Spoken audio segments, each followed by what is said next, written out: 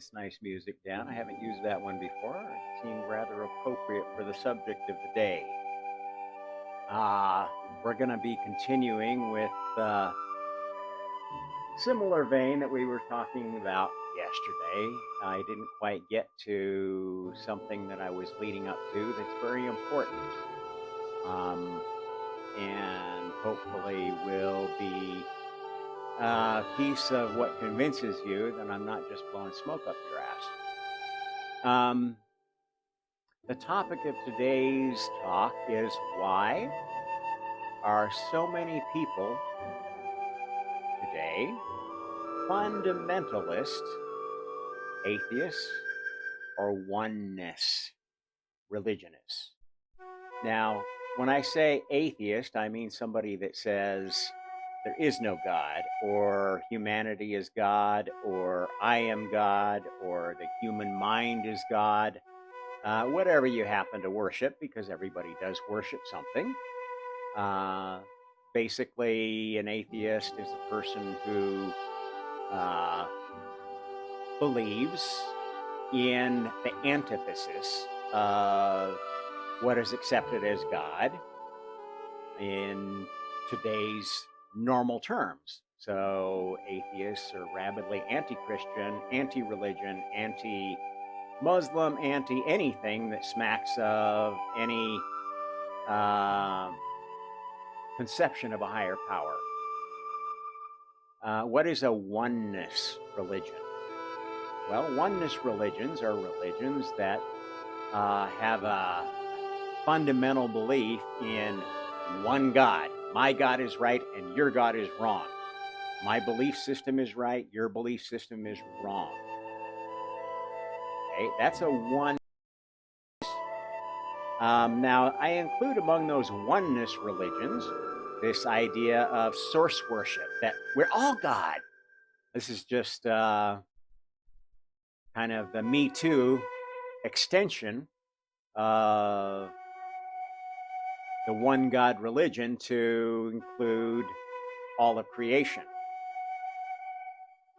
which is a very popular cult these days. So why are there so many people of that variety who are just absolutely certain that they're right? Especially if they've had any kind of a spiritual experience, like a near-death experience, for instance. I'm going to explain that to you today and show you how it ties into what I've been talking about the final implementation of karma.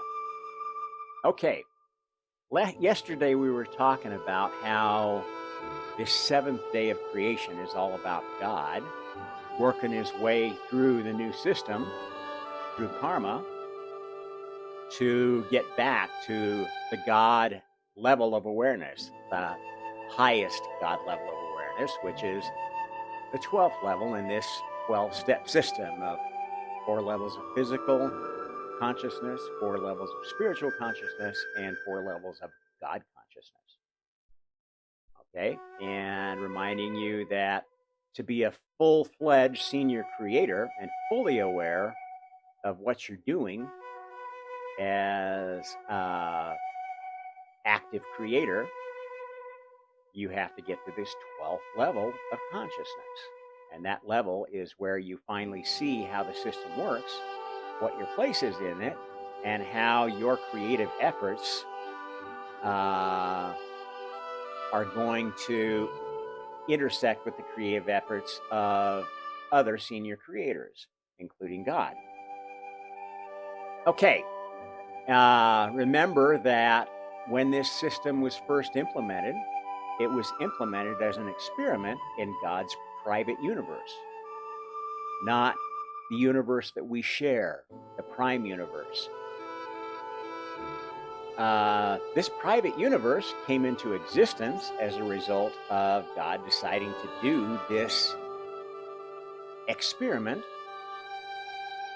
in creating a virtual world, a playground for himself, where he could experiment freely without affecting any of the souls in the prime universe. How did he do that? He crafted this alternate universe as a virtual copy of the prime universe at a certain time. And the copy included everything in the multiverse at the time, which included all of physical creation and every soul that was then existing. Now, a copy of a soul is what I refer to as a virtual soul. So it's basically a snapshot of the image of the integrated spiritual consciousness of that soul. And as I mentioned, that integrated spiritual consciousness is a combination of physical incarnation experiences and God incarnation experiences. Now, if you are a soul who has been a God, your integrated spirituality will include all that knowledge. But unless you've achieved God level, you're not going to be aware of it. Because until you achieve God level, you're not aware of having your own universe, your own whiteboard, if you will. Whiteboard universe where you can experiment to your heart's content without messing with other souls unless they want to be messed with and come and play in your universe. Okay? So basically every soul that comes to play this karma game gets this extra universe that they may not be aware of. And they won't be aware of till they rise to a God level in this new system. Following me? Okay, so as this system was created in God's whiteboard universe, all of that was done with virtual souls. Now, that experiment was not concluded with one snapshot. That experiment was refreshed every once in a while, once some information was learned, so that more information could be integrated, more kinds of souls could be integrated. What humanity and other species had been up to while God was doing this experiment could be integrated into the whole. And pieces of the grand experiment that's going on in God's universe could be integrated back. And so early versions of reincarnation and karma were integrated. I think I touched on that before. This final piece of it, the knowledge of this system of virtual souls and alternate universes, was integrated fairly recently as things go. And until God regained a level of awareness by incarnating in this final system, where God himself became aware of this scheme of alternate universes, nobody really knew what was going on here, unless they would know something strange was happening because of the weird sensations sensitive people get when they're flipping between universes. This is the Mandela Effect that you've probably heard people talk about, this discombobulated feeling of, I've been here before, something is just strange about the situation right now, and feels like I'm not quite in the same timeline. Okay, this is what happens when you flip between universes in this new system, and getting all the kinks out of that so that it's less detectable by souls that haven't reached the God level. That improves the training system that works on the first 8 levels. You don't want, as a rule, most of the folks working at this level to know that there's a higher game they're playing, because if they do, they might cheat. And as anyone who's ever played a game with other souls knows, that games attract cheating. Everybody likes to be a winner, and none more so than somebody who becomes aware of, oh, the game is bigger than this. It's bigger than one life. There's something extra going on here. Ooh, maybe I can take more chances in this lifetime.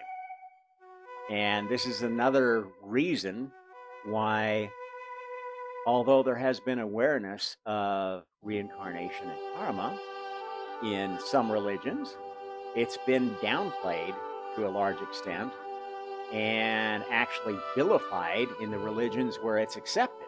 It's like considered a punishment that you've got to try to escape from. That's kind of the whole Buddhist idea, and many still think of it that way, as, well, okay, it's only the dummies that keep reincarnating, and if you stop making the mistakes, then you can live like a god, or have more choices, if you will, in your incarnations. And that's actually closer to the truth, but still not the full truth.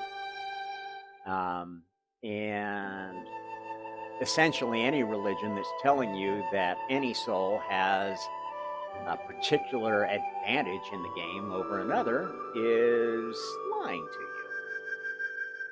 because the game isn't about winning so much as it is finding one's own version of what winning means. As one becomes a god, one figures out what kind of god you're good at being. I can't tell you how unhappy most of you would be being in the position of the first creator, being God. You might think it sounds like a great deal. Wait till you've got a family of infinite number of souls around the multiverse screaming for attention, screaming for help, screaming, "My God, why hast thou forsaken me?" Okay. You can get to some pretty whiny places if you have a conception of God that sees the creator as your personal servant, whose sole mission in life is making your life easier, which is kind of the silly place that a lot of folks in the oneness cults get to, thinking, okay, there's one God, all powerful, and it's my God, so that means I'm on the A team, and if I don't get what I want, then somebody's doing me wrong.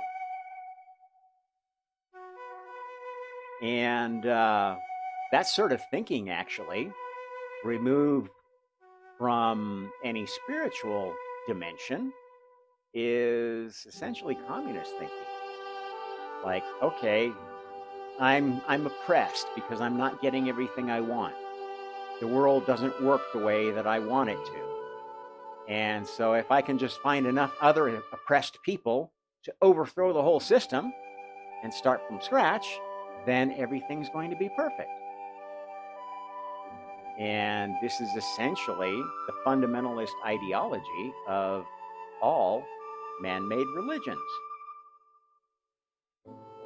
all man-made gods.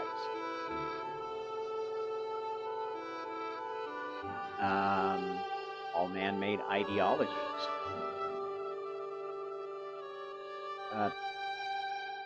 Now that may seem a little bit harsh to you, but this is actually true of people. If you make one particular thing your God. Capitalism is my God. Money is my God. Communism is my God.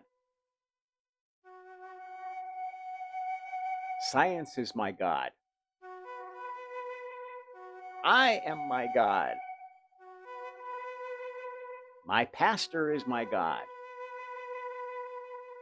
There are a lot of holes you can get into this and still claim that you are a member of one of the more established traditional religions. And, a lot of times our religious identity is very far removed from our real identity. This is how you can have Christians who don't turn the other cheek. This is how you can have Muslims who are unwilling to accept the will of Allah, who take Allah's will into their own hands and say, God wills it, Allah wills it. This was the battle cry of the Crusades, wasn't it? On both sides. When they were winning and when they were down, it was like, woe is me, help me, Jesus, help me, Allah. You're betraying your faithful. Okay, so how did we get so many people so polarized like that? Because it wasn't always that way, or at least not to the extremity that it is now. If you look back in history, there was a time where basically each tribe had its own spiritual nexus, a shaman. Or later on, there was a time where, a whole city would have a guardian god or a pantheon of gods that they looked to for guidance. Now, these things didn't happen by accident. You don't invent this kind of stuff. If you believe in a God, it's because somebody has had a fair amount of evidence that that was true. And if you look at the books of Genesis, and look at the Sumerian tablets, look at the writings of the Rig Veda, there's recorded evidence that there was a time where there were more powerful beings, either spiritually manifested or physically manifested, it's not always clear, who took a very, very active role in the affairs of humanity, in the affairs of each other. And in all these traditions, the behavior of these so-called gods was very human, very flawed in its emotional and intellectual workings. And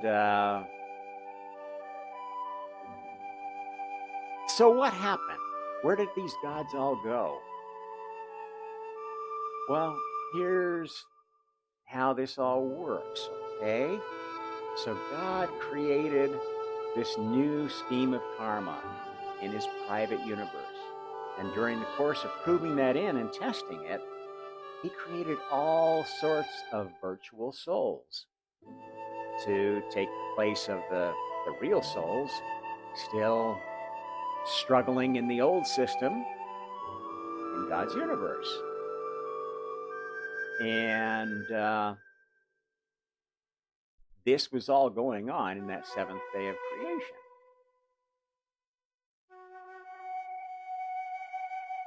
That's why God wasn't very active. He was busy working on his own project. So not only was God sleeping and incarnating, but was basically working at a level of spiritual consciousness that wasn't visible to anyone, because he had this experiment going in his own universe. He didn't get a chance to go check up on it until he got back to God level. Well, let's see how things are going.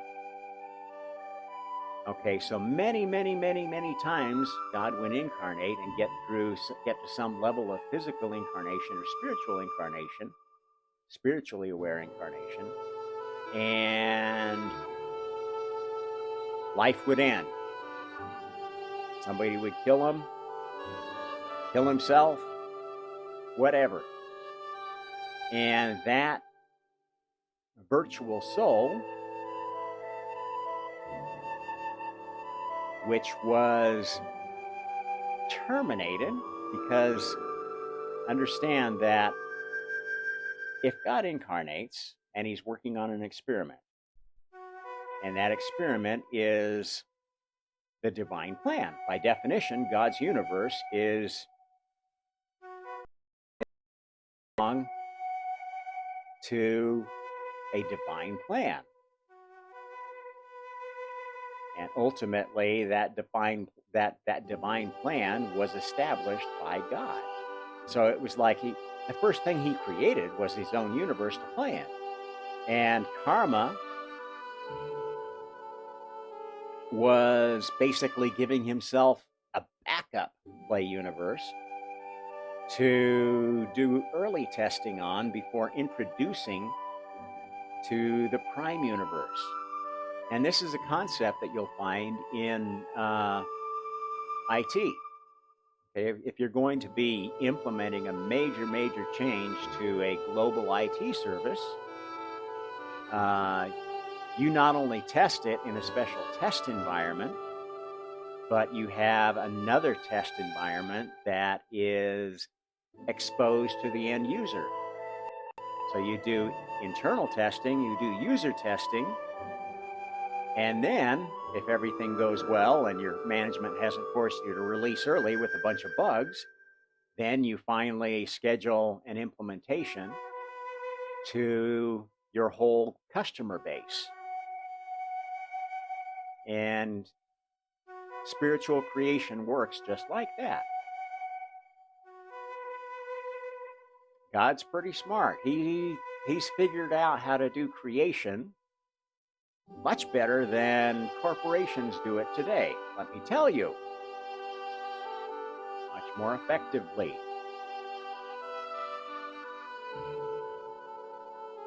Okay, so during the process of this testing of the new system of karma, you can imagine that there were a number of virtual souls created, much larger than the number of real souls that existed in God's universe.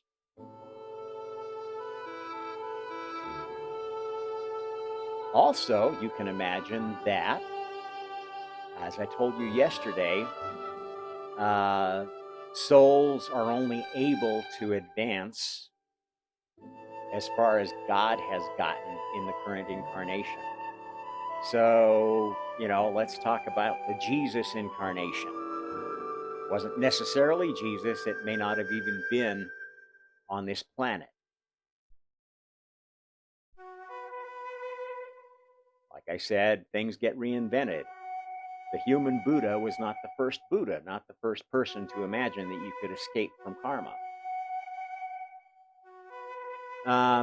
So God advances to, become a Buddha or a Jesus that has this God level of awareness and sees themselves as somebody really special who's getting spiritual signals from somewhere that nobody else seems to be receiving, and at a much higher level of consciousness.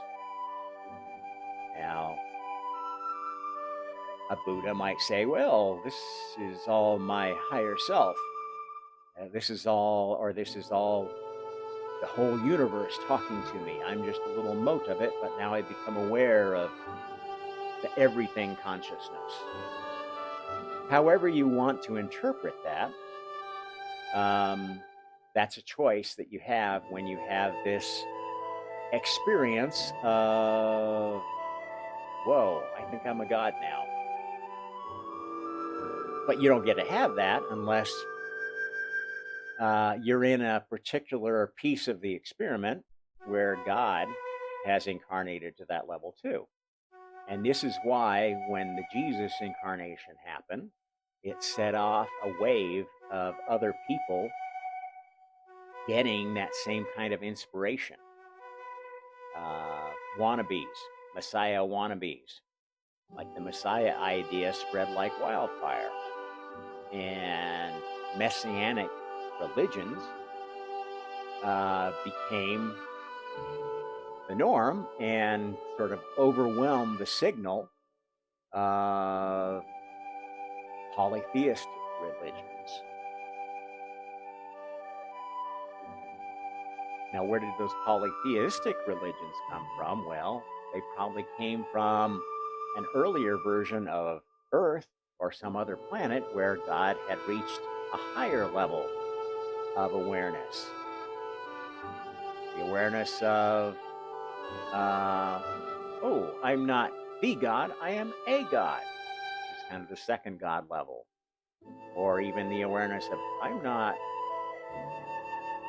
one of many gods, but I'm part of some kind of an organization of gods. And that organization's hierarchy is something I need to understand how to advance in it and how to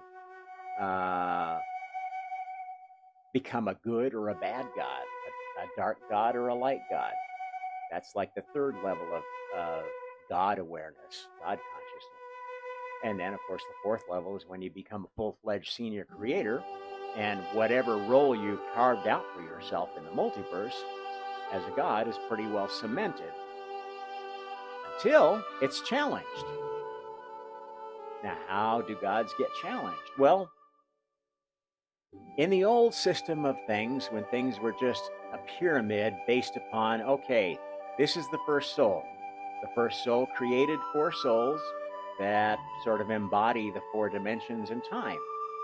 Those 4 souls created 16 souls that embody the next 16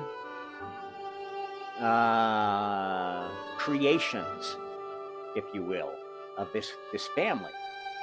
And so on and so forth. The huge pyramid gets bigger and bigger and bigger, and the new creations all go down at the bottom. As you can imagine, this gives the gods at the top a lot of power, a lot of influence, and it makes it harder to. Now, you can advance in this pyramid, but you have to advance by taking out the guy above you, right? This is the structure of a pyramid. And if you've ever worked in a pyramidal organization, you have a very intimate knowledge of how difficult it is to rise within a pyramid. You have to defeat all the challengers at the level you're trying to move up to without attracting the fear and envy of the level above, which you're going to be aspiring to next. And, this is kind of the essence of corporate politics. If you've worked in a big corporation, at least most of them that are organized as a pyramid scheme, CEO, the executive office, the board of directors. This is the essence of a pyramid, right? Okay, you know how hard it is to work up through that. Well, when God started implementing this system of karma in the real world, what began to happen was these real souls that were part of this old pyramid gradually were replaced by these new souls that were advancing in this system. And what started to happen is that, as I've told you, the spiritual energy of any soul is not, there's no soul that has all the spiritual energy in the universe. This is not the way God works. Every soul has its own energy. its own resonances of energy. And if you want to do anything that, especially anything that's going to become permanent or lasting, you've got to amass enough energy to sort of get this new creation, this idea, this prayer, critical mass, a critical energy to make it more than just a thought bubble, a brain fart, a beautiful flower that blooms and dies, and you never see another one like it again. And many of the creative ideas of souls end up like that. They manifest very locally in their mind. Maybe they try to go out and put it into practice in the real world, and maybe they do to some extent. They get their family to adopt a new way of being a family.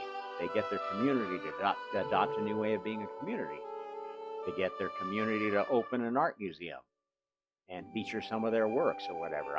Whatever it happens to be, that's an example of a local implementation of a creative idea. And to the extent that those things stay around in God's universe, they are lasting portions of the physical multiverse. As long as the memory of those things stays around, active somewhere, it's archived. But as soon as it doesn't really have any spiritual energy supporting it, it doesn't really exist anymore, except maybe in the memory of the soul that created it, or the souls that were involved in it while it was manifest. Okay, so in the course of the initial implementation of this final phase of karma, the final phase where actually it seemed like God had disappeared for a seventh day of creation, leaving everything must be perfect. We can't call on God anymore. God was incarnating into the physical world, working his way back to godhood. Each time he would get to awareness of being a god, not necessarily full awareness of what he was up to, he would have the opportunity to integrate what was going on in the multiverse as he had observed it up to that point, and say, yeah, I think this is good progress. I'm going to make a new copy in my experimental universe. And that would become the new starting point for his next experiment. And this ties back, I think I've covered this before, but this ties back into what time really is.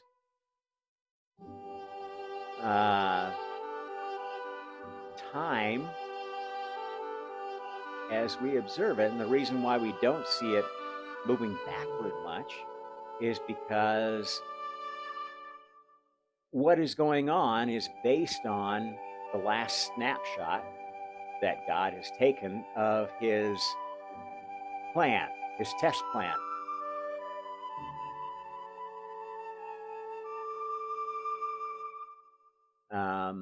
And it's very difficult, near impossible, to change anything that is before that midpoint. And as a new midpoint is established, a new timeline, a new prime timeline, certain futures become more probable. And in fact, there are futures where time travel is possible. And there's a lot of effort to try to influence the events of this other side of the string. So if you can imagine time as like a violin string, okay? When God first started this experiment, the string was of a certain length, and the game was played out, the test was run up to a point where God got to be aware of being a God in this new system of karma again. Maybe not fully aware, but to the first level of awareness of at least, I am a God and I have this power. And sometimes God would interpret that as, wow, I need to start this kind of religion. I need to start Buddhism, a Buddhist religion. I need to start a Christian religion. I need to start whatever. And that religion would be not the perfect truth. It would be God's truth, but God not fully awakened yet, not fully understanding his nature. And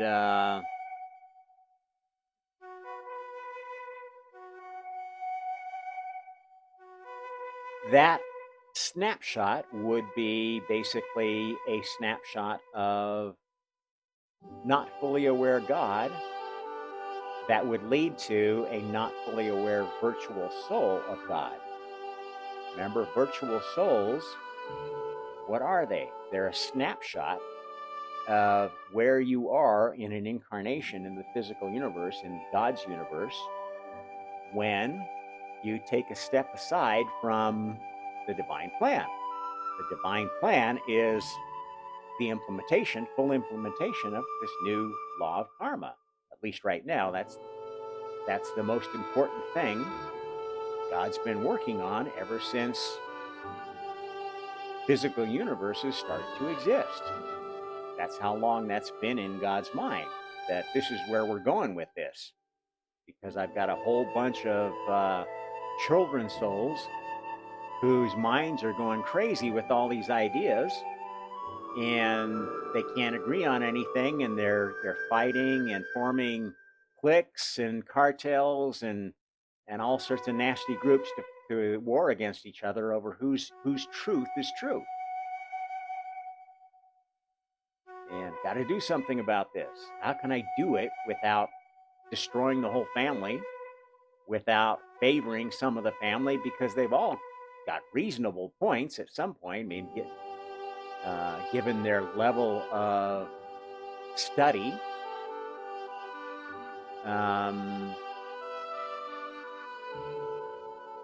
Anyway, so this is how this all started. Now, maybe if God had been more clever, I might have envisioned the final solution and just let it be, like biblical kind of dictate. I don't think anybody who is a creator of things would think that the first conception of a creation is necessarily perfect. Ask any artist. They conceive of a certain image that they're going to draw, and during the course of implementing it, they find that their image changes. It wanders. Oh, I think it would, oh yeah, let's do this instead. And if you look at the work of any artist, any scientist, it's stutter stepping. You try this, that doesn't look quite right. Let's step back a few steps. Let's clear off a little bit of the canvas and start with this idea. This is how creation really works. Things don't emerge out of whole cloth from anybody's imagination. And if they do, they're probably not well tested. They're not perfect. And I think we can see what happens when a very imperfect idea gets unleashed too soon. The idea of communism is one such idea. Some ideas of voodoo economics are another such idea. They may actually work for a while, but every time these things have been implemented for any length of time, the voodoo economics lead to economic collapses. Communism leads to an authoritarian dictatorship, first, or oligarchy, but generally a dictatorship, because oligarchies ultimately end up being dominated by one individual who is more clever, more devious, and less principled than the others, and manages to work their way up to the top of the pyramid. Okay, so what does the structure of heaven look like after you start creating these other gods? Well, they each sort of create their own pyramid, if you will, because they aren't really aware of the whole system. And so in the process of implementation of this whole thing, every point at which God stopped and stuttered and fell off his own plan, it created a nexus of religions that were represented by virtual souls that took over at that point for the remainder of that life. So, my God, why hast thou forsaken me moment when Jesus no longer thought of his spiritual counselor as Father, started thinking in terms of, oh, you know what? I don't think that God's really my Father, because you wouldn't treat a son like this. How else would you explain what Jesus said at that point?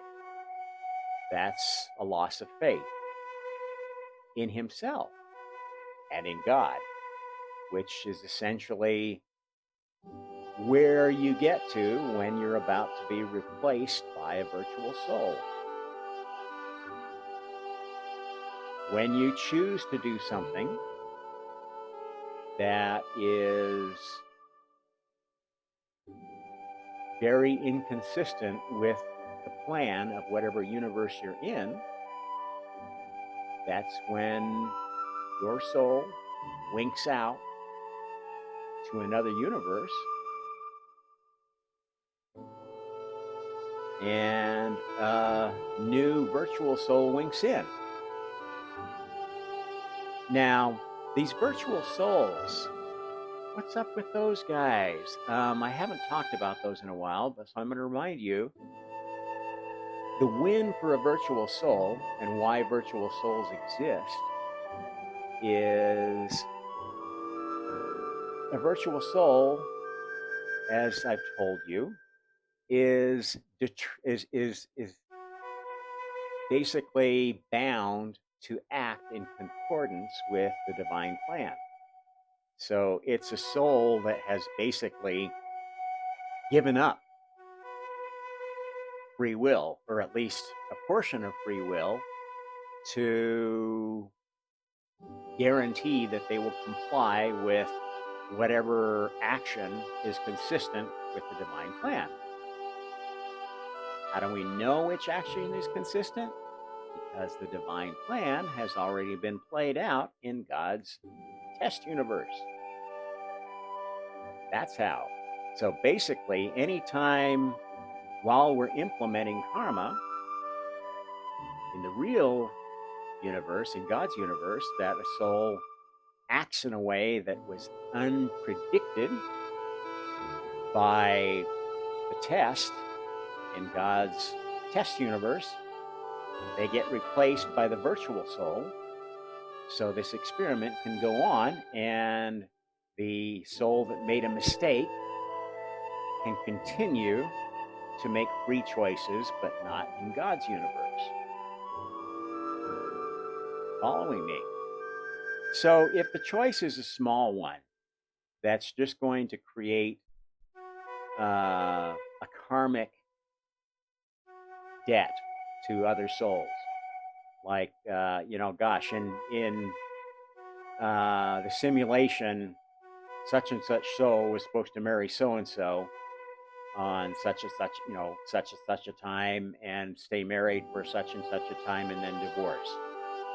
And randomly in the implementation, that soul didn't happen to get married or didn't happen to get divorced.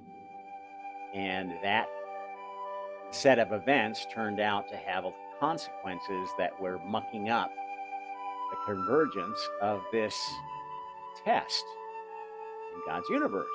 Well, we don't need to throw out the whole test. We just need to wink out that soul for a period of time so they don't do something, cause some chain of events that muck up with the prime timeline, and then wink them back in at some other point. Or not, because once they've winked out, then the new multiverse has many universes. There's not just one universe. God's got his special test universe, and other gods, other new gods, ones that have risen to power in this new system of karma, now have their own private universe to test it. And the old system before karma, if you wanted to implement anything, you had to basically fight your way to the ear of God to make a change. It's a very rigid system, and little got changed that wasn't already proposed from the top down. Experiments in that era were very tedious, very slow. And the multiverse didn't develop very quickly in that system. And that's another reason that God decided to start working on this stealth project of karma. Because souls weren't learning very quickly, and the ones that did learn quickly didn't really get a chance to use their precocious talents before they got frustrated by trying to sell them to stodgy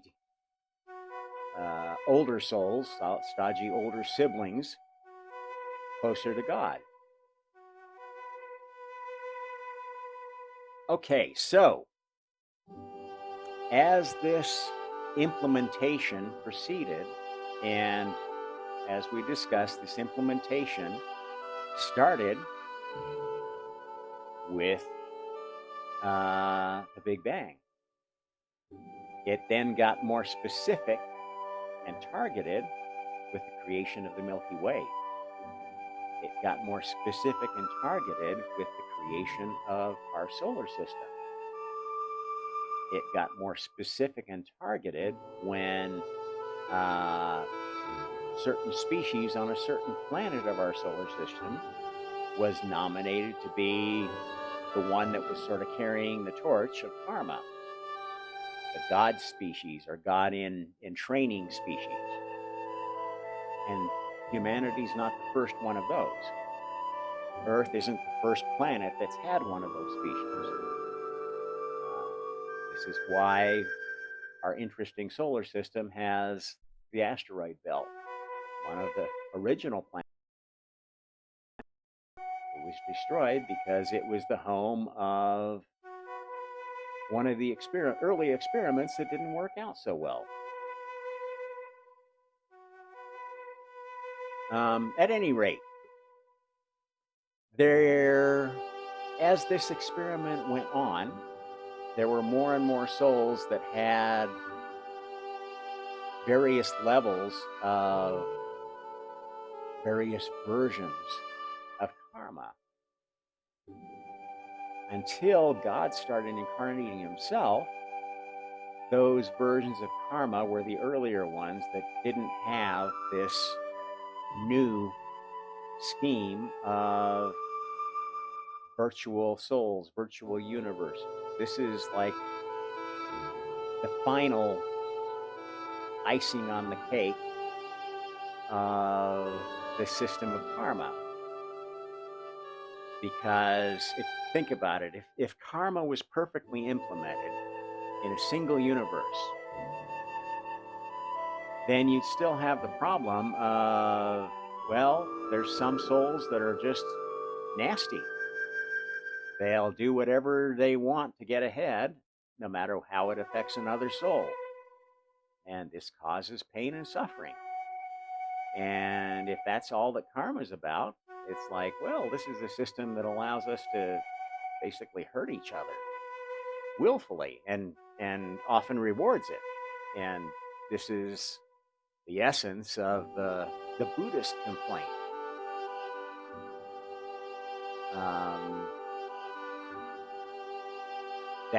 That was a point at which, and it is a point at which many people will think about karma because of their level of awareness. And so this is why until now nobody's really thought of karma as a training system. You would think somebody would have come up with that idea already. And maybe they have to some extent, but it's like only been viewed as kind of the negative side of a training system. When people hear the word karma, they think of it as punishment, right? Almost all people do. But karma can be good too. It can be something that allows you to develop a new resonance that gives you a nexus for future lives that attracts events, attracts other souls that contribute to that nexus. And so the karma system is not negative. It's resonance based. And yes, some resonances are negative, are dark. And those resonances have a place in this system. Because if you're building up a system of training, anybody who has done a fair amount of training knows that you can't really teach a subject by only teaching one side, the good side. If you take a bunch of kids and you say, okay, you have to do this, do that, do this, do that. You don't even want to talk about the things they shouldn't do because you don't want to give them any ideas. Tell me that you could possibly raise very three-dimensional, very complete human beings in such a system. And this is the essence of why authoritarian training systems are insane. Communist indoctrination. The Orwellian system of education is, this is the truth. You can't consider anything else. If you do, you're a bad person. And this is the essence of how every cultural Marxist ideology, every oneness religion or ideology teaches. And it's a very attractive thing. I mean, it's easy to get stuck at that level of awareness. That's the level of awareness. The first level of spiritual consciousness is an awareness of unity, is an awareness of there's some big spiritual power out there that is, wow, so much more, so connected, so complete. That's the first awareness you have of the spiritual world. Whether it comes through an NDA, whether it comes through a psychedelic experience, whether it comes through some meditative technique that your guru showed you. Anybody can get to that first level that has the capacity for spiritual awareness. which almost all humans do, unless they are damaged in some way that makes them more like an animal.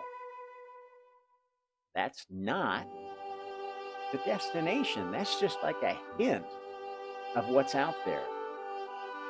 Similarly, if you get to this God level awareness that you have some kind of godlike power, whatever it may be, the power of thinking up new scientific theories, the power of composing colors in a way that no artist has ever conceived of before, the power to manipulate objects telekinetically, all sorts of spiritual powers you could have.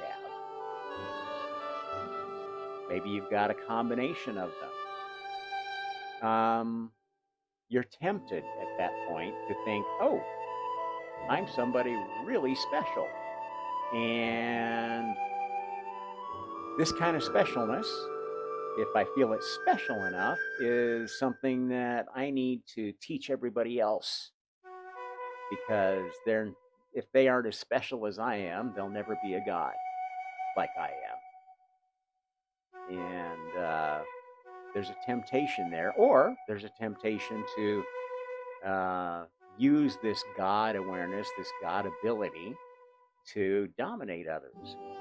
And there are gods of administration, there are gods of government who get the idea that they're going to use this. And because in this system, every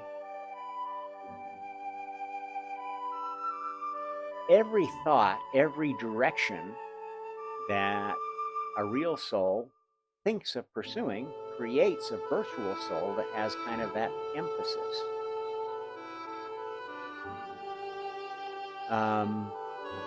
And the way, did I mention that virtual souls, the buy-in for why would I want to make virtual souls, and what's in it for the virtual soul?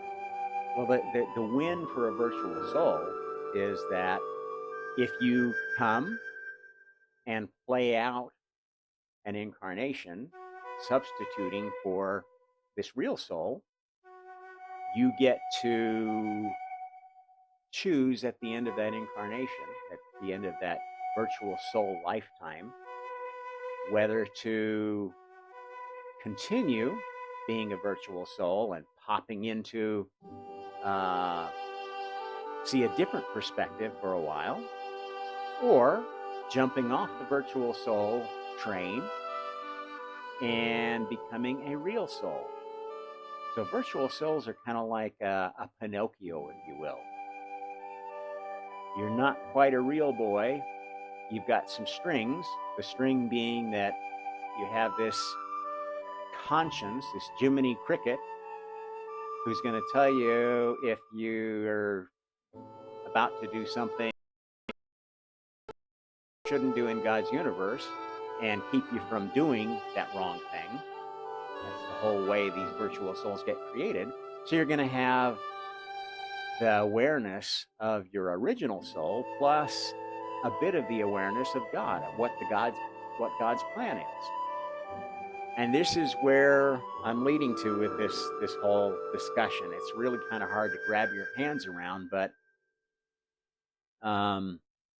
virtual souls at the end of their first incarnation have a lot more information than other souls, but they have had the experience of having limited free will, of having basically been to some extent directly controlled by God, directly in communication with the mind of God.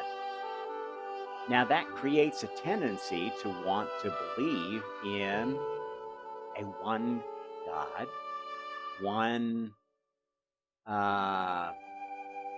solution, one all-powerful force mythology.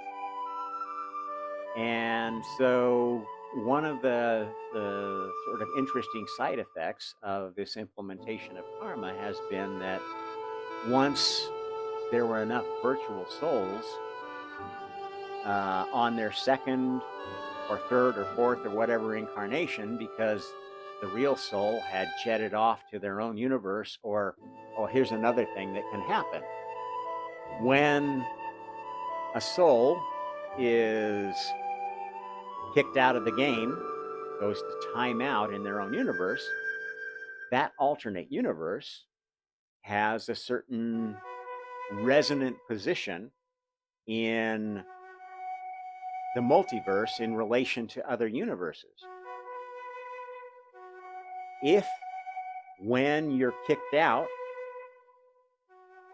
and your virtual soul double comes back to replace you, your universe, your personal universe of creation, which you're not necessarily aware of creating until you get to the God level, that has, it's a snapshot of your spiritual resonances at that time. And it has a certain gravity, if you will, towards other universes. If where you're going with your soul's journey is closer to one of the other souls that has reached the God level and is creating, has the opportunity to create in their own universe, and not necessarily with an idea to ever integrate their ideas in God's universe, but maybe just decides, I'm going to go off on my own and create my own universe where, all the frogs are ladies and they're all beautiful, and I don't know what what they could possibly want to do, but they're free to do it once you hit the God level, and especially when you get to be a senior creator, you can pretty much, if you want, go check out and knock yourself out trying to create a better universe than God. And if you can attract enough souls there, well, you'll have more influence in the multiverse than God, because people will want to integrate their ideas with your universe instead of integrating with the prime universe of God. Is that ever going to happen? I don't know. I think most souls are going to come around to thinking that building on what we've already done, creating with an idea to integrate into the prime universe, is probably the best way to go. And definitely from what I've observed, most of the influences of new gods that have come into existence have been towards the direction that God has established for his universe, i.e., in harmony with the laws of nature of God's universe, including the current laws of reincarnation and karma and free will, particularly free will. God is, that's the most fundamental principle that God creates along. God has never been an authoritarian. Well, maybe he was at one point, but got talked himself out of it, and creation is now very much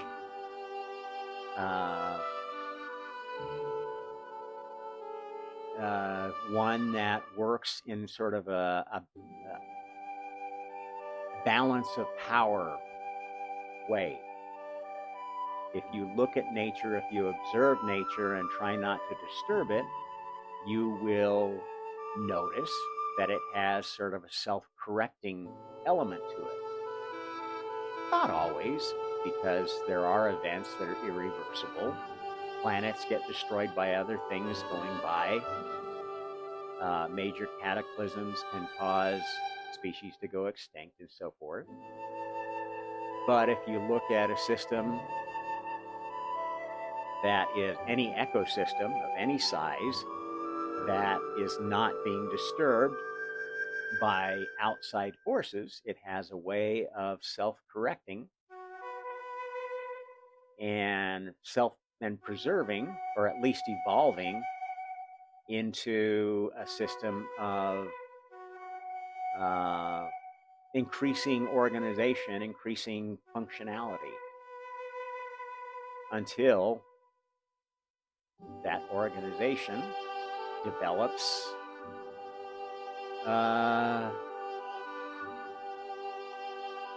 force, a species, a soul vehicle that starts getting creative and starts mucking up with the system and monkeying with it and tinkering with it. And this is the point at which a species becomes challenged to become a god species, we've talked about. So we've got a ton of souls running around now in this system because it's basically been a fairly closed system. There are protections around the Gaia system, the Gaia experiment. At least there have been for some time, that try to keep out outside influences. That's why these species that brought God-level beings to the planet to merge with humanity and create this hybrid species that has fairly quickly developed all this technology and stuff, despite it seemingly not having been needed in the era of the oldest construction that we see, the cyclopean construction. We discussed that yesterday. I mean, there's definitely two eras of civilization on this planet, in the human era, one that was godlike and one that is manlike. And that's exactly the way that this experiment was planned. If it could have been made to work with that godlike species, we wouldn't be going through this era of isolation. Where did the gods go? Well, there must have been no gods. It's all mythology. It's all made up. God is dead. All the gods are dead. Twilight of the gods.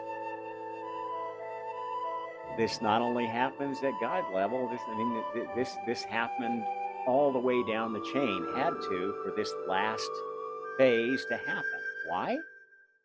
Because it was only when all the technology, the God level technology, or virtually all of it, was removed from this experiment, that the chosen species, humanity, was forced to invent technologies, invent new languages, invent new writing systems, invent. As since the gods started disappearing, the god powers stopped working. The god blood was dissipated, became dissolute, and there's still some of that blood around, and there's the occult systems of all parts of the world, both the Eastern prevalent system of the 7 chakras and the Western prevalent system of the 5 elements, the alchemical system and the chakra system. Those are just 2 basic ways of trying to call on the old god powers, which were female. Chakra system is essentially the manifestation of the female energy, the divine female. The pentagram system, the occult system of the West, alchemical system, is a manifestation of the magic of the divine male. And as I've told you before, this last phase of the experiment very closely aligns with the roles of the divine feminine and the divine male in this final phase. Because the divine feminine, God's second child, is the embodiment of the earth. And she is responsible for keeping all the new gods prisoner until it's ready to be released in the outside of the experiment. Because if the experiment didn't succeed, we wouldn't want what's going on outside the experiment to be mucked up by what was created within the experiment. So the new souls that are rising, these virtual souls that are rising to levels of godhood, that's a level where they have enough power that we can't let them out in the wild, or will essentially create another situation where humanity stops learning because it's got a new set of gods. And it's not ready for them yet because we haven't finished testing and perfecting the system. So the divine female garners energy by keeping all these new gods prisoner inside the earth, inside her body. And that gives her a great deal of power. And that power manifests itself through chakra-oriented magic. The divine male's role in this final phase has been the gatekeeper to keep the old gods out from mucking up with the experiment too much. Although he's not been that great a gatekeeper because he's got a lot of friends on the outside, and he has always been a thorn in God's side. That's why the divine feminine was created, because the two boys were at loggerheads so often that they felt they needed to create a tiebreaker. So these hot-headed male creators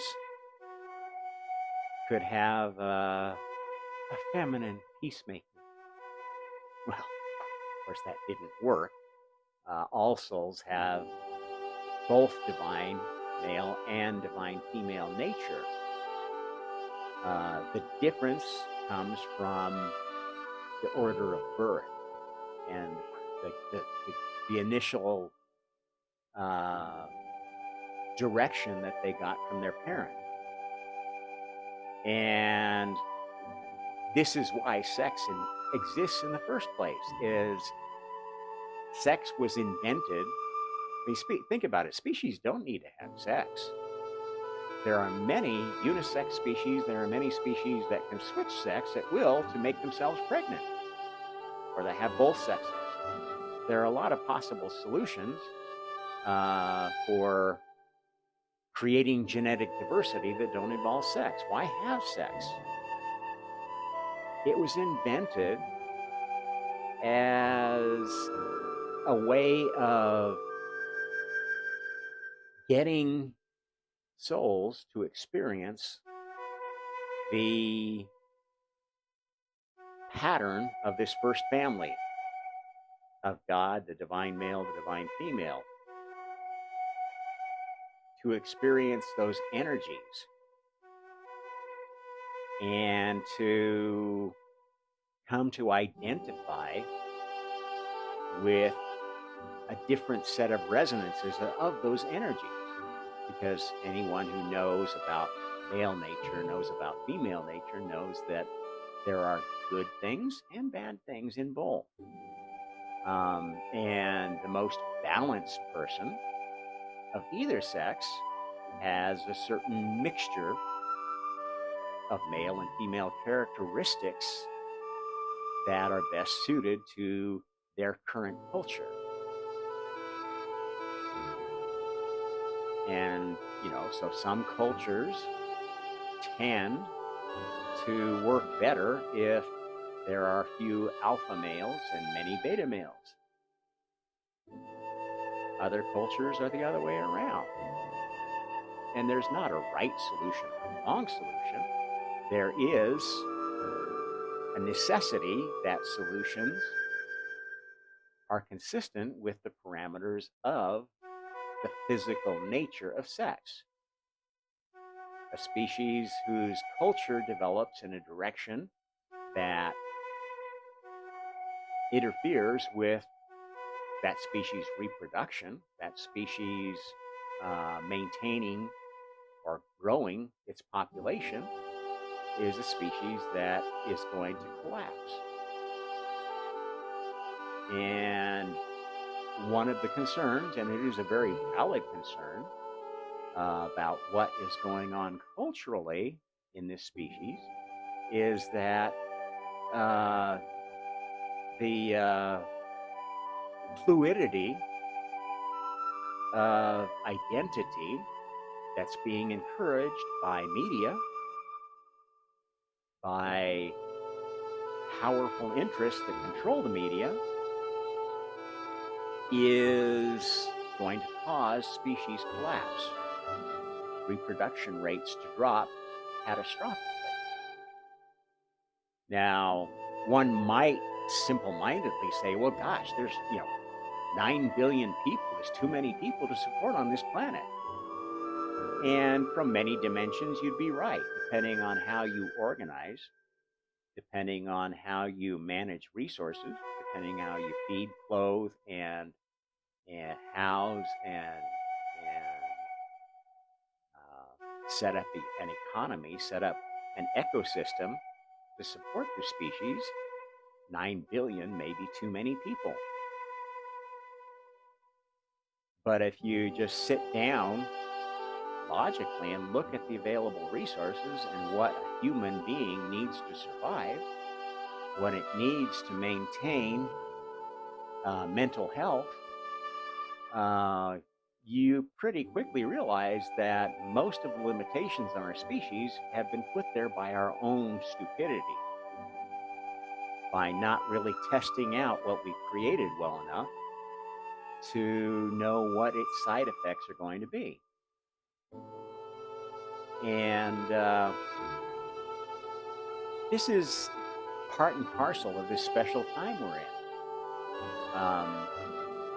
We needed to create all this technology because until we did, and especially we got to the point of creating our own virtual souls, virtual universes, which is essentially what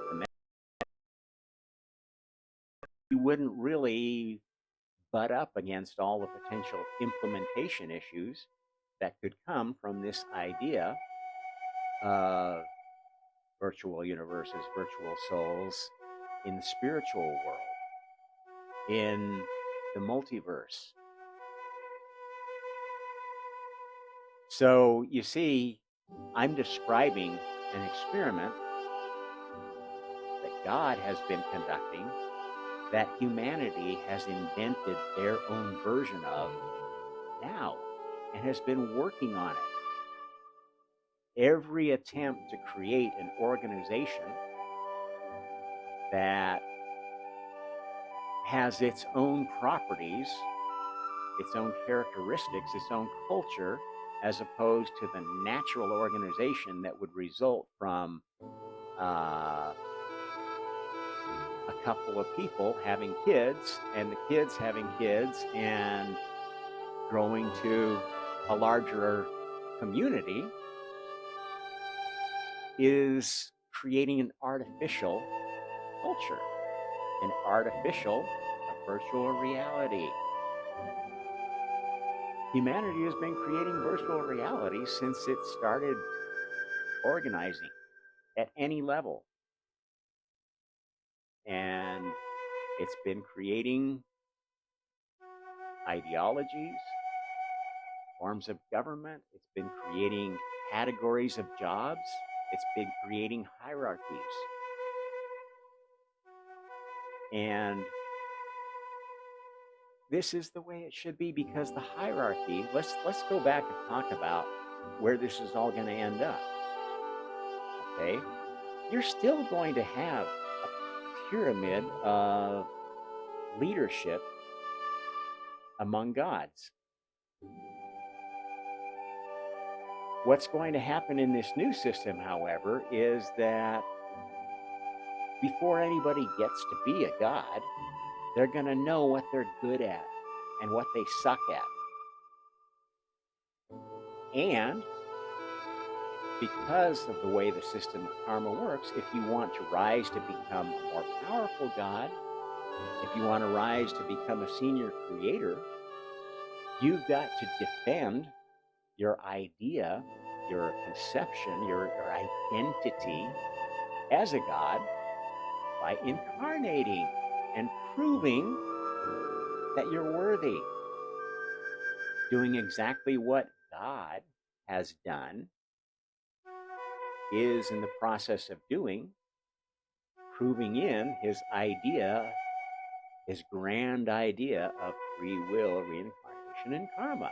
This trilogy of things that God believes is going to solve the problem that was created by the imbalance of power resulting from the genesis of his family.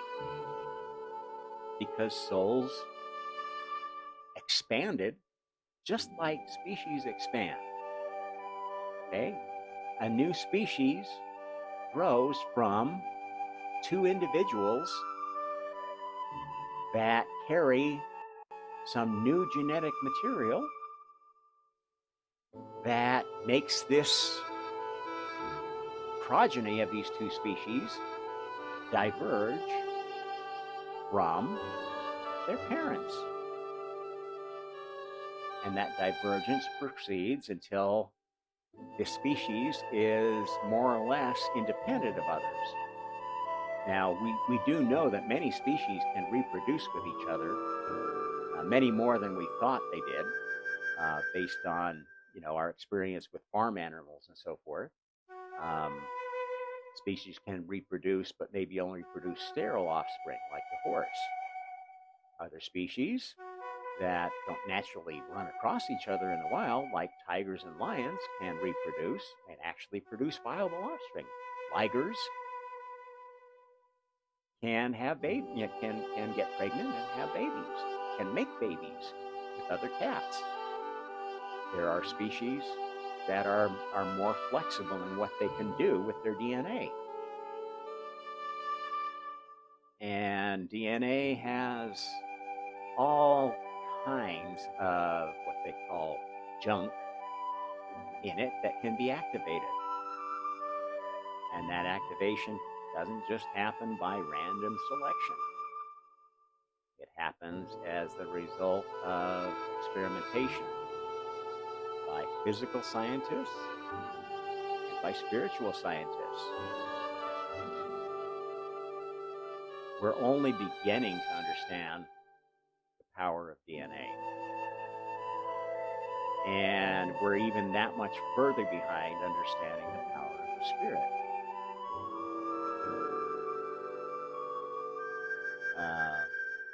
The power of God. And it's not, the power is not in what we think power is. If you use a conventional understanding of what power is, you think power is having a lot of energy that you're able to exert, force. That is a form of power, but ask any physicist what happens when you apply a force. You get an equal and opposite reaction. There's a pushback. Now that applies to physical force, to much of spiritual force. How do you avoid having this pushback?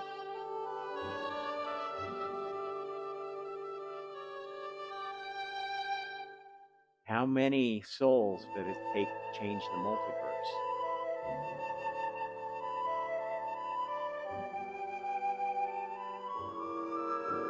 Ask yourself that. How many souls does it take to change the multiverse? Let's go back to the old light bulb joke. Some might say, well, it just takes God. No, that would be an authoritarian God that was forcing. And all the other souls, to the extent they could, would be working against God, trying to push back. That's the nature of force. It takes all of them. How does that happen? It happens through cooperation. It happens through persuasion. It happens through testing. Demonstration. I like that word. Let's close this one with a look at. Actually, I'm gonna talk about two words here.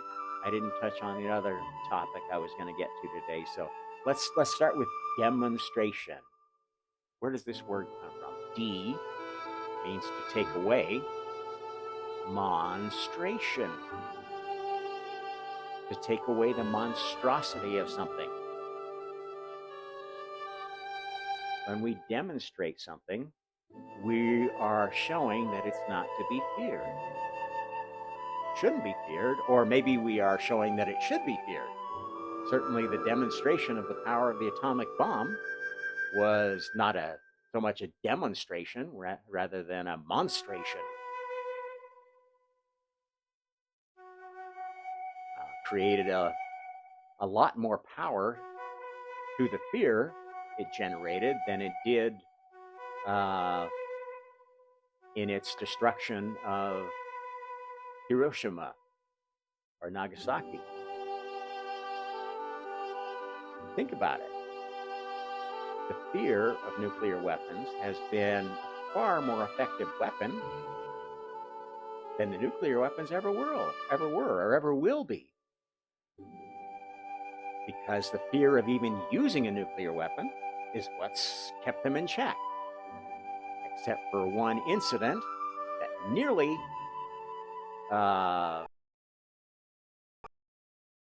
crisis, which we talked about several times, where miraculously one particularly lucky soul didn't push the button that they were supposed to and asked for confirmation. And during the time that confirmation was being requested, somehow a chain of other souls got Kennedy and Khrushchev talking on the line and saying, yeah, this isn't really happening. This must be some kind of glitch, blah, blah, blah, blah, blah. And the world didn't get destroyed. Now think about an event like that. Were those souls just lucky? Or were they in one of these existential situations for the divine plan? I would expect that this Russian soldier who didn't push the button lived out the rest of his life as a virtual soul. And in some other universe, the button did get pushed. And the world did get destroyed. And there is an alternate reality out there that people still draw on for imagination. How many have been just fascinated with what ifs of history? How many books have you seen? How many movies have you seen that were like, wow, what if Caesar hadn't been assassinated? What if Alexander had lived to be 80 years old? Okay, very interesting area of speculation. That's because there is an energy around anything that gets thought of. Creative energy that instantiates something, maybe not in God's universe, but in any other universe, in any other timeline, as long as there's energy behind that event, it still is able to inspire. And in fact, that energy of those events, to the extent to an event is remembered, can be used. That energy can be pulled in as a tool, as a whip, to try to control future events. And that's the essence of cultural Marxism. That's why we have so many people focused on history, so much interest in history, so much speculation and argument over history, because those events have power. And the alternatives that are thought up to those events have power. They can rationalize, help to sell new ideas, new ideologies. This is essentially what was codified in Marx's work, the Communist Manifesto, was a mechanism for basically using information to sell an oppressor-oppressed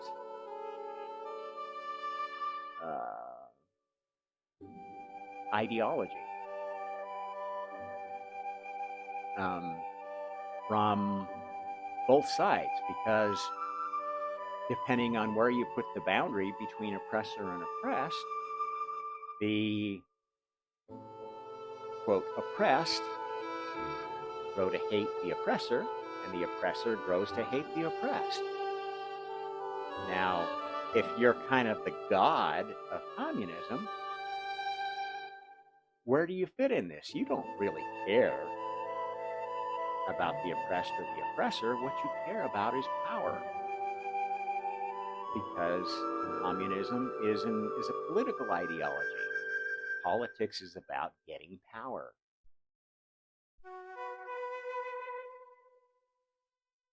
So, how do you convince people that they're oppressed? That's easy. You just show them other people that have stuff that they don't have. Make them want it. Tell them the reason you don't have it is because you're a woman living in a patriarchy. The reason you don't have it is because you're black and you live in a culture of white privilege. The reason you don't have it is because you're trans and the people from the sex that you don't want to belong to are oppressing you. I don't know. There's so many ways to split it up, and this is the sad thing: is Marxism started out as, okay, the oppressed are the poor. The oppressors must be the rich. And the problem was that the definition of who's poor and who's rich, who's really in power and who is not, was very poorly conceived.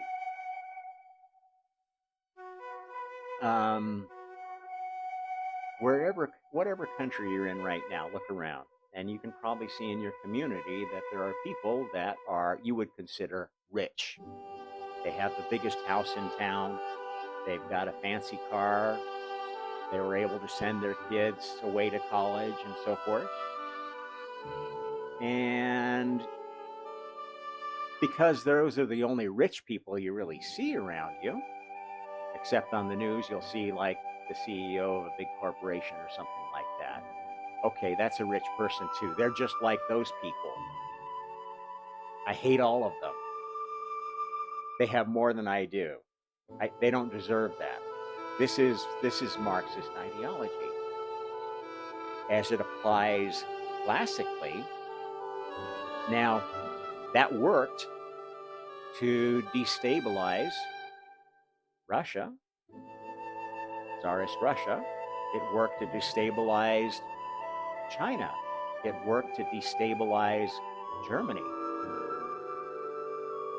and created a power vacuum, basically made people so unhappy with their existing government that they were wanting to overthrow it at any price. Tear it all down. Build back better. This is the essence of the communist Pied Piper story. What's really going on is that you can't build anything without capital, without money, without investment, without work.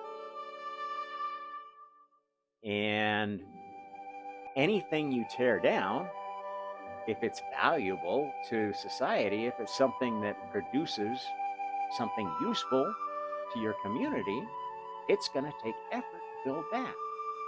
It's going to take money to build back. After a revolution, who's got the money? Think about it. Well, you could steal so much from the Tsar and his family and all the nobles and all the rich people, but that's generally not enough to build back better. So you've got to decide, well, should we spend on the things that are important to everybody, or should we spend on the things that are important to the party? Because after all, the party is the reason why we had this revolution in the first place. The Communist Party is perfect. The Democratic Party is perfect.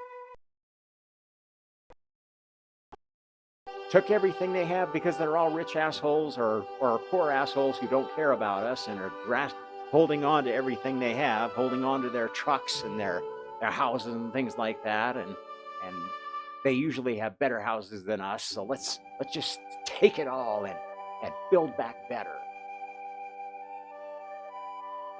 And you can slice this up any way you want of saying who is the they in the oppressor.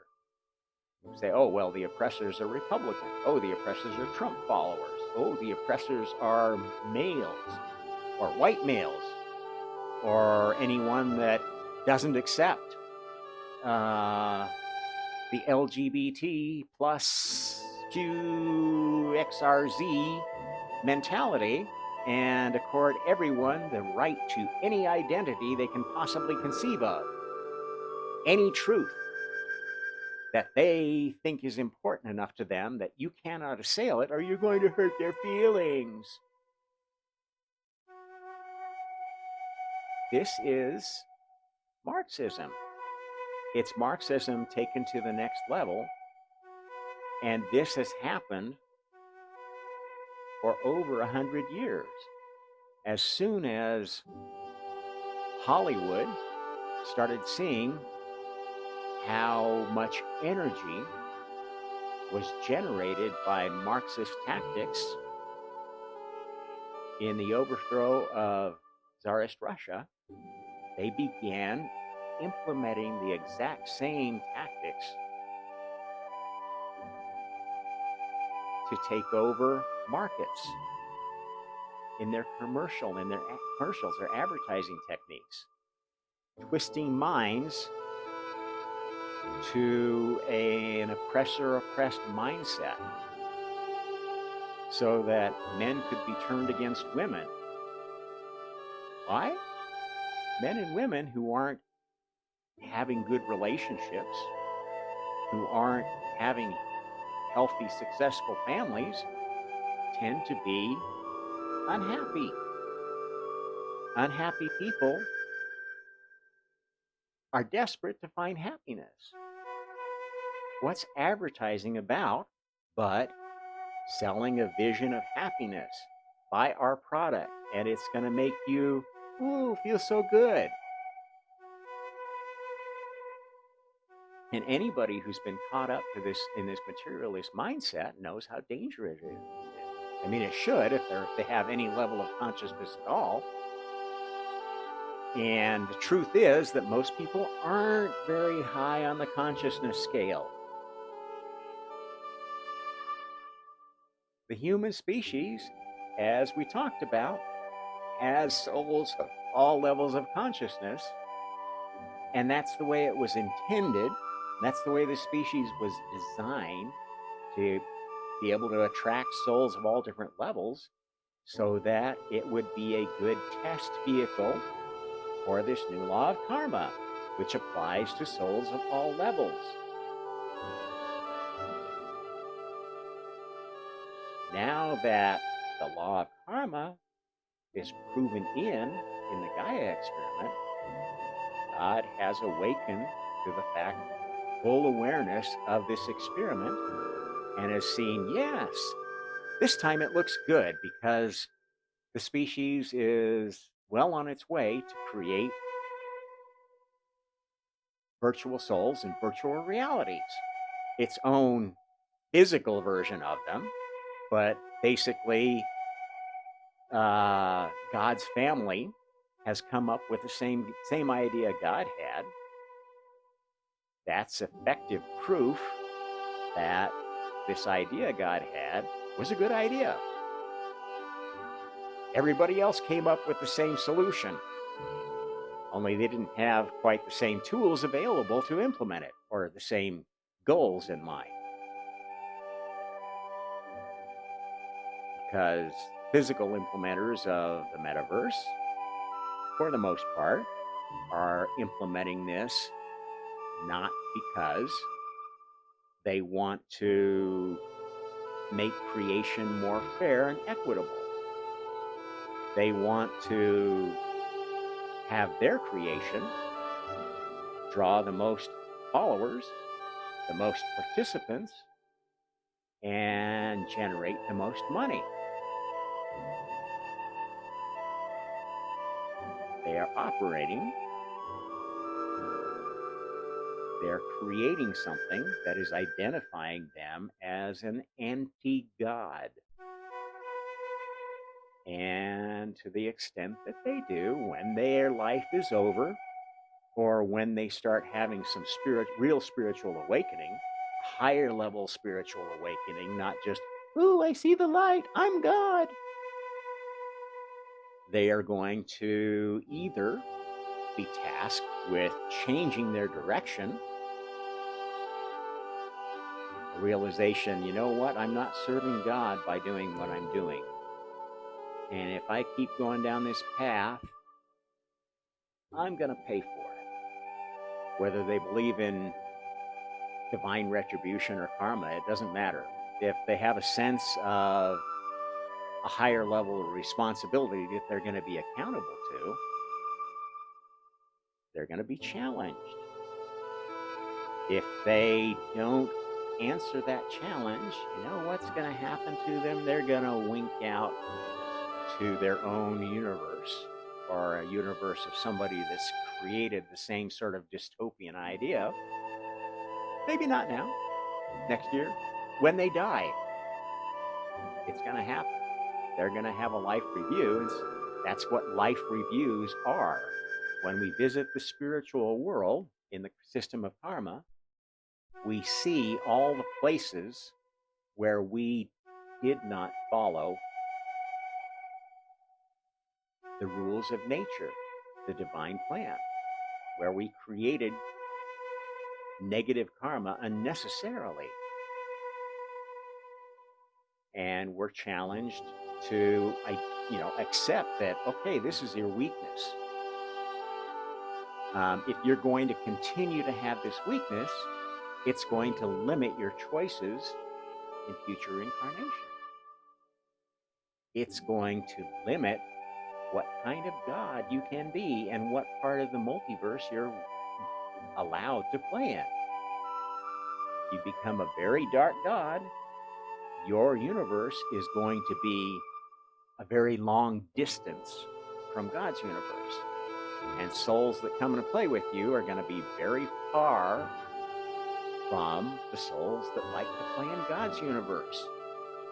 And if that's the kind of playground you want to set up, if you like having dark, negative souls around you, knock yourself out.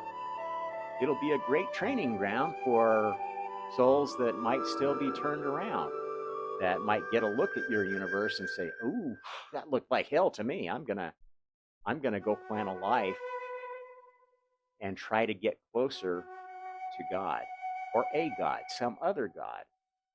And this is basically how the nexus of universes in the multiverse are. It's a continuum. And a continuum with interstices that are more ephemeral than the points that are established by a particular soul advancing to the level of senior creator, where, yeah, this universe is going to be here to stay. I have my own universe and I've made it, and whatever I'm going to do with it, I can move my whole universe closer to God, but I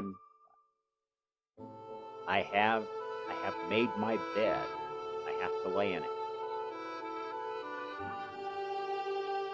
And that's, this is the risk you're taking going down a dark path. At some point, there's going to be essentially no turning back.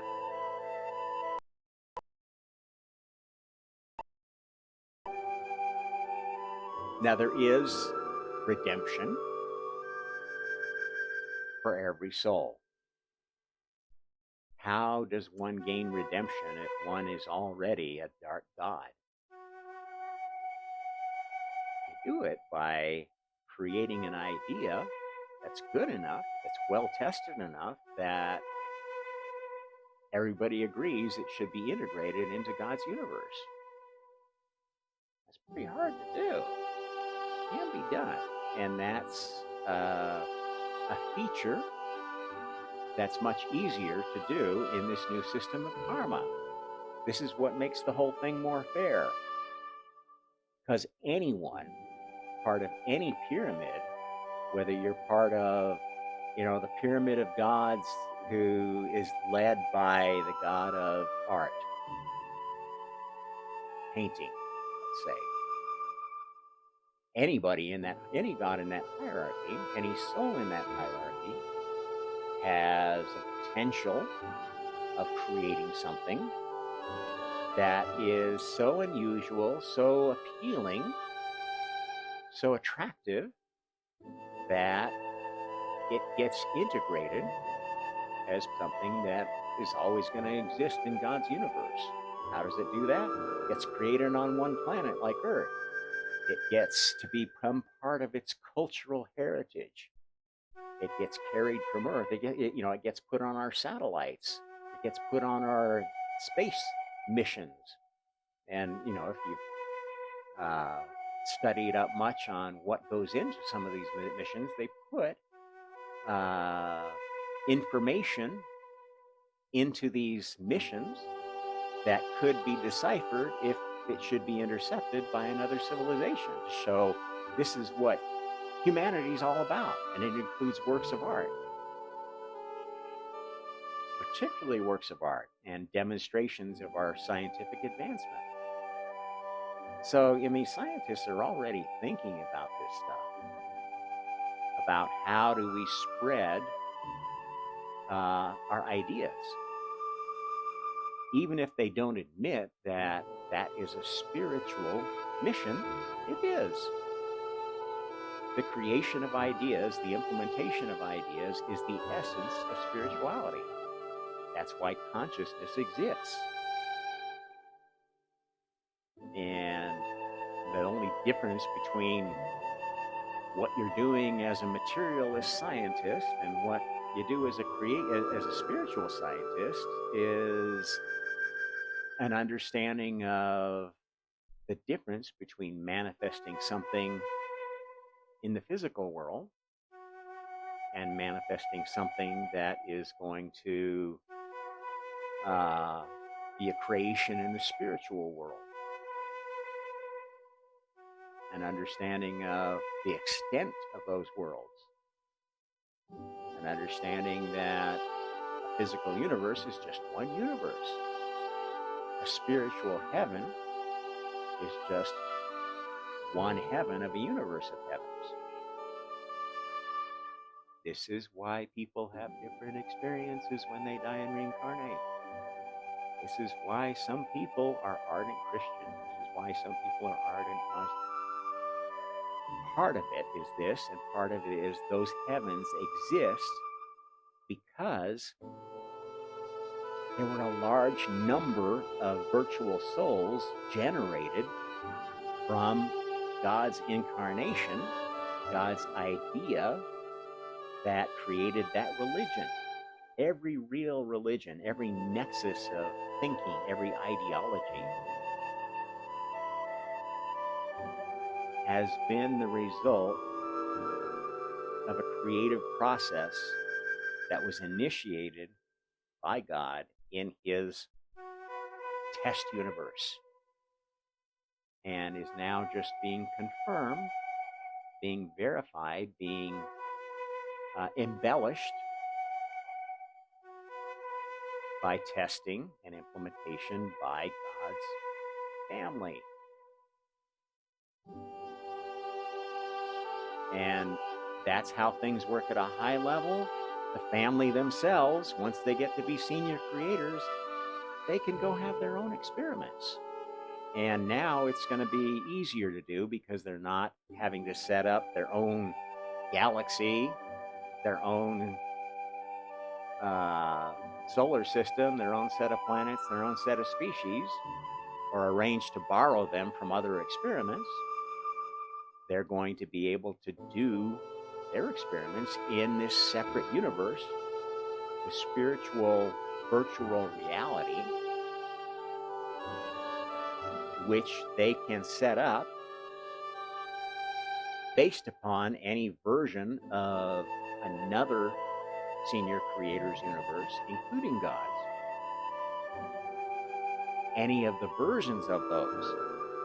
So you can think of it as basically when you become a senior creator, you are the creator of your own video game in a universe where the point is not making money. The point is, I guess, earning spiritual points. You earn spiritual points by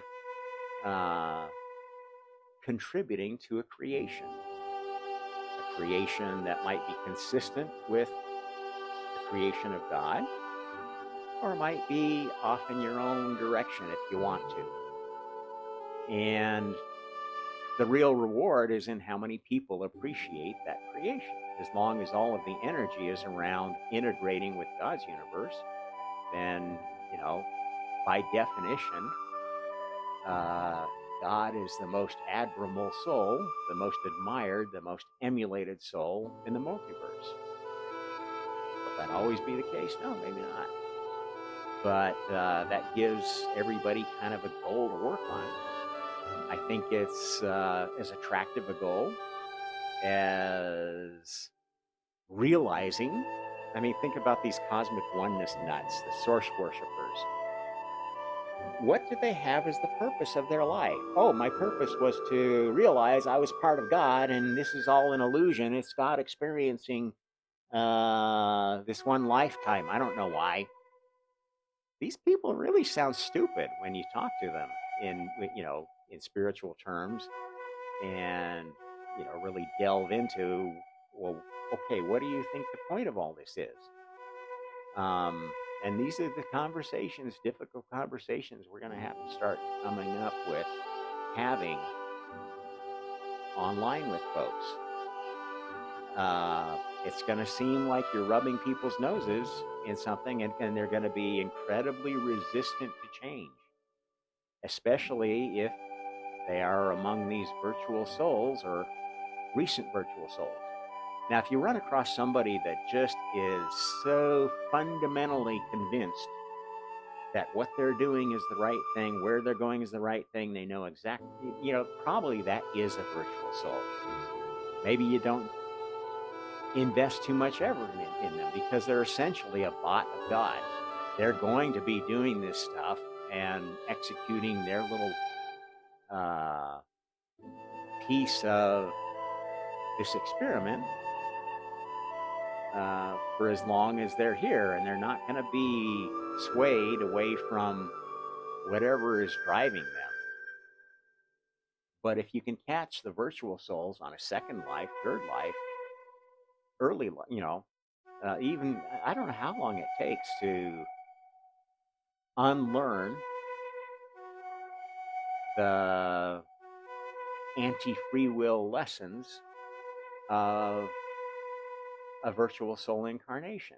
I can't tell you that. I wish I knew, and then I could give you some idea of who's worth approaching, who isn't, how to identify virtual souls of different lineages. I'm sorry, I can't tell you that. But if you can find somebody that is persuadable, and I think the best evidence to know them before you start talking about politics or religion or any of the hot topics of the day, find out if they've ever really changed their mind about something, really felt strongly and done a 180, and ask them to describe it. What made you change your mind? If they have a rational argument for it, I can tell you that you're probably dealing with the real soul. If they just say, well, I don't know, one day I decided that I wasn't going to be a Republican anymore.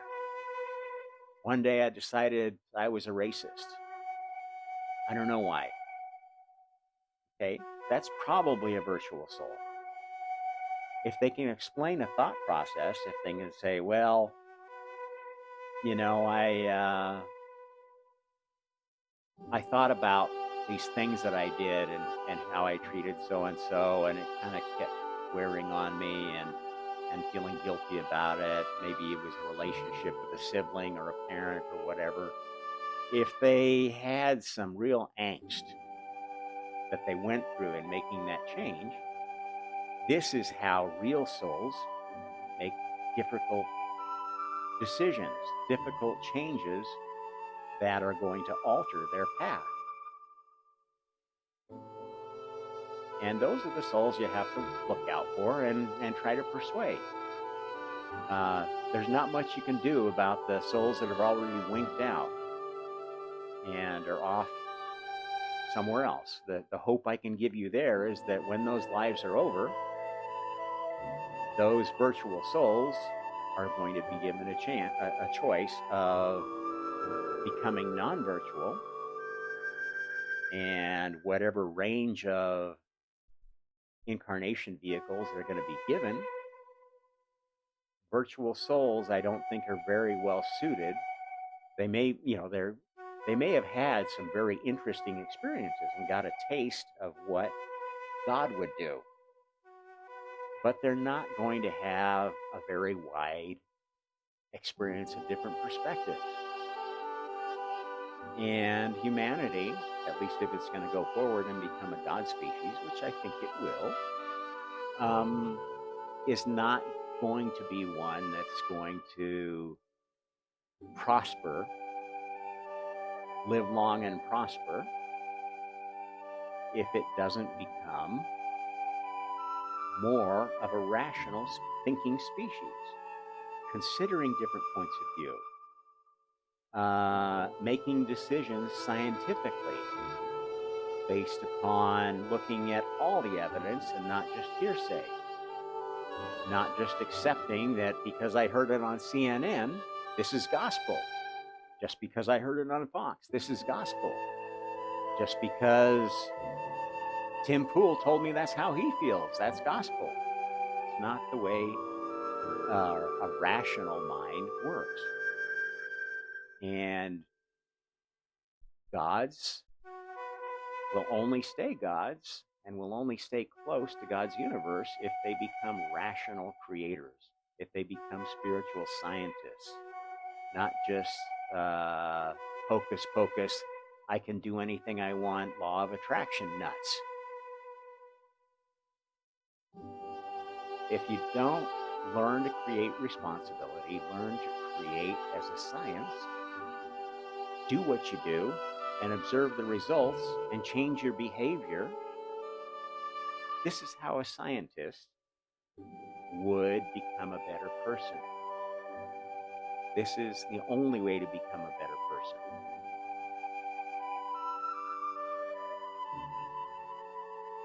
You don't become a better person by watching TV and saying, "Oh, this is what they're telling me is a virtuous thing to do today. I'm going to go attack such and such people. I'm going to go denounce this bunch of fascists, this bunch of white supremacists, this bunch of Nazis.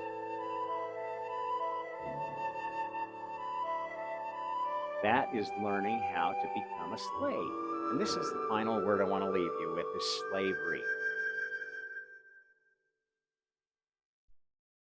You want to know just about the first thing that souls invented when God decided to take a break and start incarnating himself? Eating his own medicine in karma? Slavery. It didn't exist until the seventh day of creation.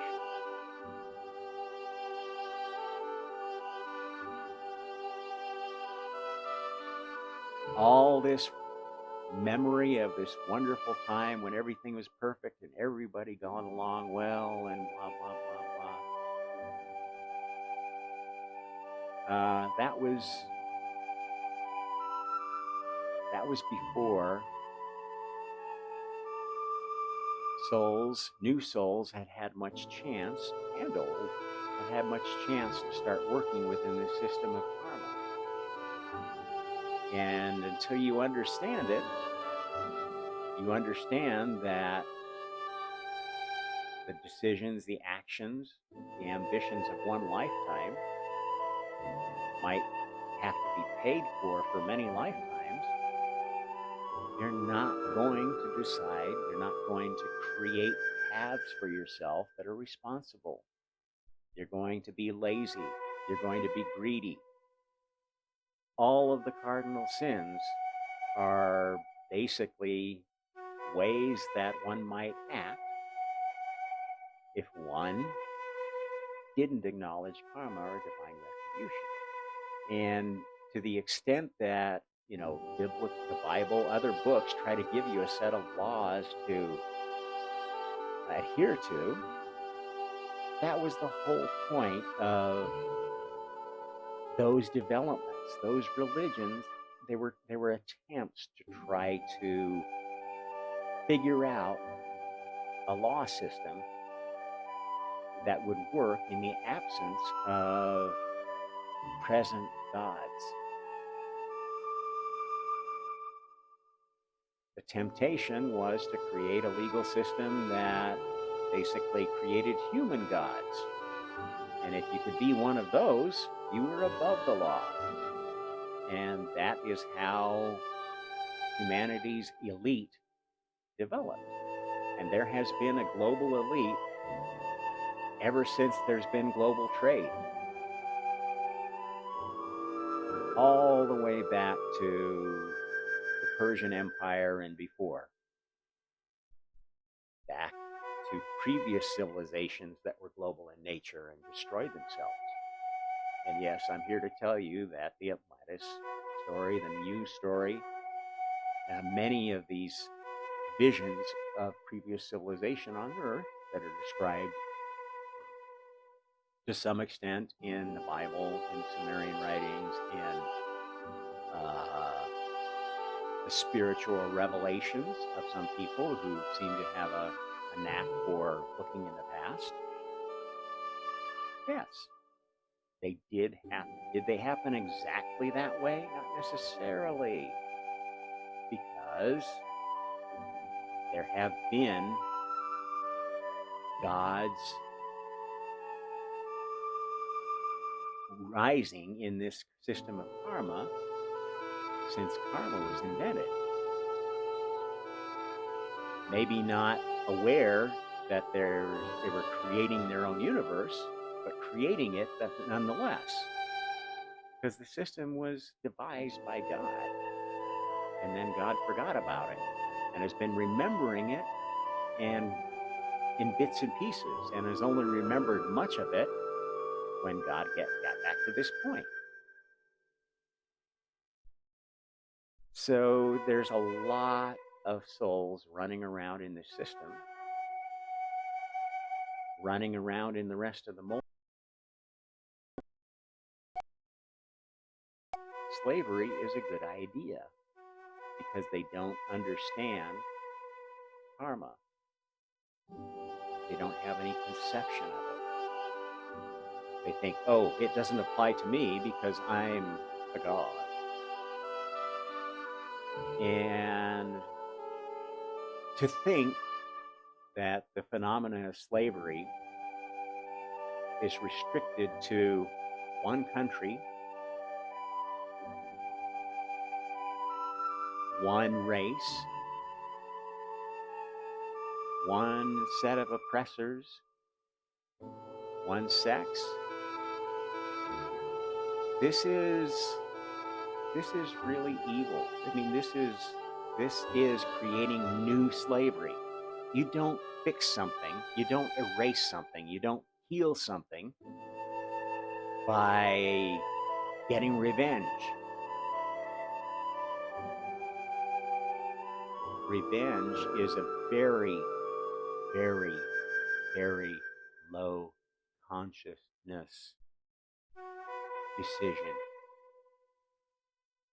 And I can promise you that vengeful people are not going to be needed in this species as it ventures forth to spread karma to the rest of God's universe. Sorry. Maybe it's going to be useful elsewhere. Maybe this hive mind species over on the other side of the galaxy that was the original home of the original Buddha, maybe they need to experience a little revenge for perhaps not being quite so devoted to God in their efforts as the observers as they were pretending to be. Maybe they've been secretly working against God, which does happen. There are many of the global elite who think that they're maintaining some secret organization, some secret bloodline that is really on God's side. Because we know what the real mysteries are. I would start questioning your fundamental assumptions there, folks.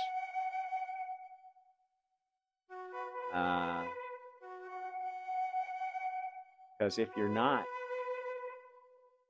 aware of the God I'm telling you about, if you're not aware of the experimental nature of this system, if you're not aware of the truth behind the 7-day creation story, you are being played by somebody at a higher level. And until you start becoming aware of who is wagging your tail, I can't promise anything about where you're going to end up at the end of this life. And this life will end. And I hear you desperately trying to figure out ways you can preserve your life. You can preserve the lives of your children. You can build an escape rocket so you can survive because you know something bad is coming. It's not going to work out the way you think it is unless you get with the program. If you are approaching this from an elitist standpoint that says, my DNA, my identity is the most important thing to preserve on this planet, you're not playing on God's team. I can tell you that for sure. Better start throwing out some lines to the people you've been taking advantage of, people you've been lying to.